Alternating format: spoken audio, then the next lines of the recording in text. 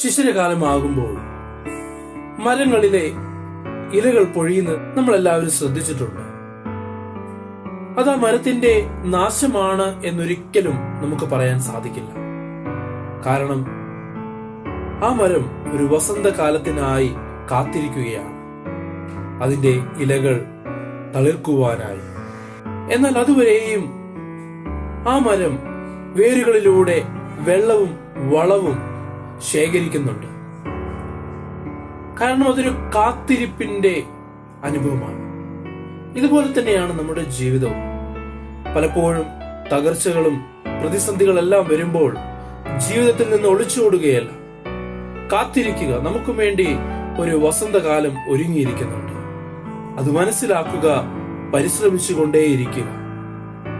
വിജയം നമ്മോട് കൂടെയുണ്ട്. അതിനായി ദൈവം നമ്മെ സഹായിക്കട്ടെ. നന്ദി.